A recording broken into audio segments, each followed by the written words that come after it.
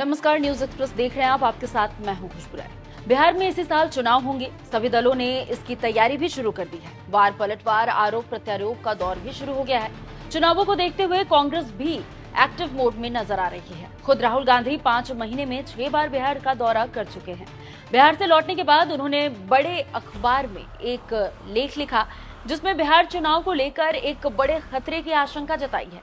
साथ ही साथ बीजेपी पर सनसनीखेज आरोप भी लगाए हैं। लोकसभा में नेता प्रतिपक्ष राहुल गांधी इन दिनों मोदी सरकार के खिलाफ आक्रामक अंदाज में नजर आ रहे हैं। नरेंद्र सरेंडर के बाद अब उन्होंने सरकार के खिलाफ एक और बम फोड़ दिया है और बीजेपी के साथ साथ चुनाव आयोग पर भी सवालिया निशान खड़े कर दिए हैं।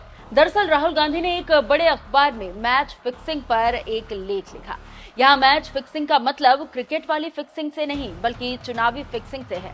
इस लेख में राहुल गांधी ने मोदी सरकार पर फिर महाराष्ट्र चुनाव में फिक्सिंग का आरोप लगाया है। चुनाव चोरी कैसे की जाती है इसके बारे में राहुल गांधी ने बताया है। उन्होंने आरोप लगाया है कि पहले महाराष्ट्र चुनाव में मैच फिक्सिंग हुई, इसके बाद अब बीजेपी बिहार में भी इसकी प्लानिंग कर रही है। महाराष्ट्र चुनाव में कैसे हेराफेरी की गई इसके बारे में उन्होंने अपने लेख में स्टेप बाय स्टेप बताया। राहुल ने अपने एक्स हैंडल पर एक लेख शेयर किया जिसका टाइटल था चुनाव की चोरी का पूरा खेल समझिए। राहुल ने इस लेख में लिखा, 2024 का महाराष्ट्र विधानसभा चुनाव लोकतंत्र में धांधली का ब्लूप्रिंट था। अपने आर्टिकल में मैंने विस्तार से बताया कि कैसे ये साजिश स्टेप बाय स्टेप रची गई। स्टेप 1, चुनाव आयोग की नियुक्ति करने वाले पैनल पर कब्जा। स्टेप 2, वोटर लिस्ट में फर्जी मतदाता जोड़े गए। स्टेप 3, मतदान प्रतिशत बढ़ा चढ़ा कर दिखाया गया। स्टेप 4, जहां बीजेपी को जिताना था वहां टारगेट करके फर्जी वोटिंग कराई गई। स्टेप 5, सबूतों को छुपा दिया गया। राहुल ने लिखा, यह समझना बिल्कुल मुश्किल नहीं है कि महाराष्ट्र में बीजेपी इतनी बौखलाई हुई क्यों थी, लेकिन चुनाव में धांधली भी मैच फिक्सिंग जैसी ही होती है। जो पक्ष धोखाधड़ी करता है वो भले ही जीत जाए, लेकिन इससे लोकतांत्रिक संस्थाएं कमजोर होती है और जनता का नतीजों से भरोसा उठ जाता है।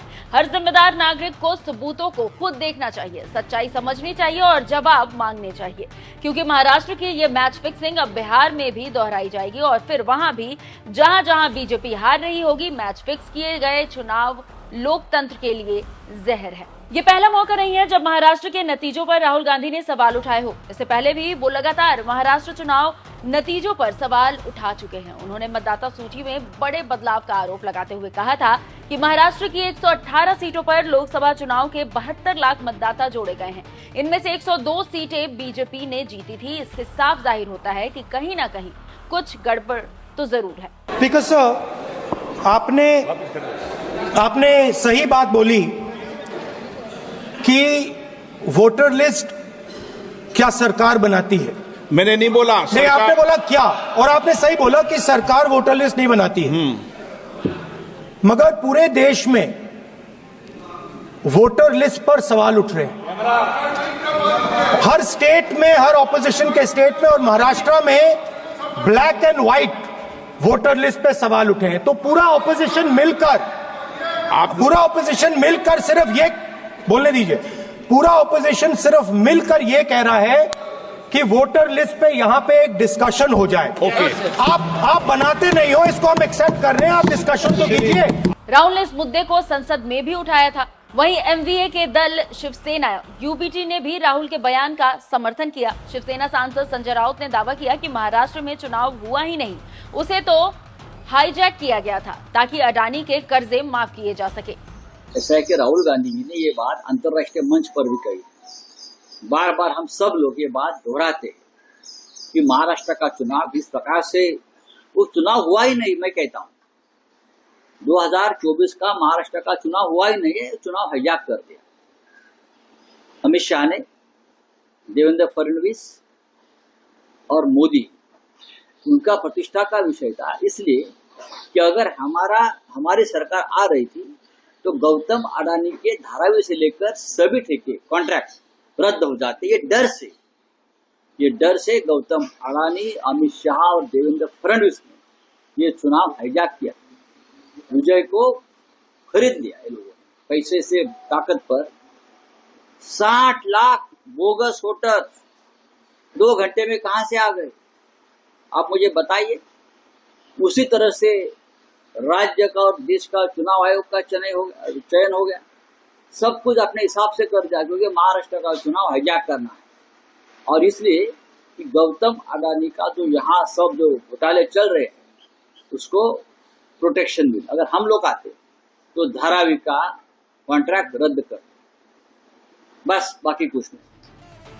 महाराष्ट्र चुनाव के बाद से ही बीजेपी के साथ साथ चुनाव आयोग भी विपक्ष के निशाने पर है। हालांकि राहुल के आरोपों पर चुनाव आयोग भी जवाब दे चुका है। आयोग ने राहुल पर पलटवार करते हुए कहा है कि कानून के अनुसार वोटर लिस्ट चुनाव से ठीक पहले या साल में एक बार संशोधित होती है। वोटर लिस्ट की फाइनल कॉपी कांग्रेस समेत सभी पार्टियों को दी जाती है। वहीं राहुल गांधी के आरोपों पर बीजेपी का रिएक्शन भी सामने आ चुका है। बीजेपी अध्यक्ष और केंद्रीय मंत्री जेपी नड्डा ने राहुल को उन्हीं के अंदाज में जवाब दिया। उन्होंने एक्स पर पोस्ट करते हुए लिखा, राहुल गांधी का नवीनतम लेख चुनाव दर चुनाव हारने की उनकी उदासी और हताशा के कारण फर्जी आख्यान गढ़ने का खाका है। वे इसे स्टेप बाय स्टेप इस तरह करते हैं। स्टेप 1, उनकी हरकतों के कारण कांग्रेस पार्टी चुनाव दर चुनाव हारती है।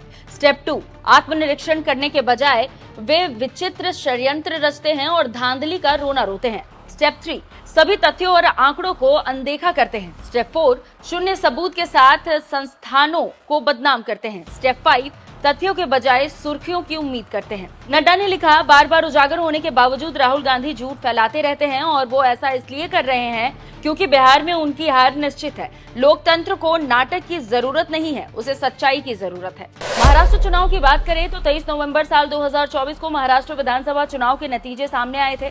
इसमें महायुति को 230 सीटों पर जीत मिली थी, जिसमें 132 सीटें बीजेपी के पाले में आई थी। वहीं बात करें शिवसेना शिंदे गुट की तो 57 सीट और एनसीपी अजीत पवार की, तो अजीत पवार की पार्टी को 41 सीटें हासिल हुई थी। दूसरी ओर कांग्रेस के नेतृत्व वाला महाविकास अघाड़ी यानी कि एमवीए 46 सीटों पर ही सिमट कर रह गया। इसमें शिवसेना उद्धव ठाकरे गुट की बात करें तो उन्हें 20, कांग्रेस की 16 और एनसीपी शरद पवार के गुट के हिस्से में 10 सीटें ही आई थी, जबकि 2 सीटों पर समाजवादी पार्टी ने जीत दर्ज की थी। महाराष्ट्र के नतीजे इसलिए भी चौंकाने वाले थे क्योंकि लोकसभा चुनाव में इंडिया ब्लॉक ने महाराष्ट्र में अच्छा प्रदर्शन किया था और इसके कुछ ही महीने बाद विधानसभा के नतीजे आए, जिसमें एमवीए को बड़ा झटका लगा। विपक्ष ही नहीं, इन नतीजों ने तो पॉलिटिकल एक्सपर्ट्स को भी हैरान करके रख दिया था और विपक्ष के लिए भी इस हार को पचाना आसान नहीं था। ऐसे में राहुल गांधी ने बिहार में चुनाव से पहले ही गड़बड़ी की आशंका जताकर एक बार फिर ईवीएम और बैलेट पेपर पर मतदान करवाने की भी बहस फिर छेड़ दी है। बहरहाल आप राहुल गांधी के आरोपों को कैसे देखते हैं, कमेंट कर जरूर बताइएगा।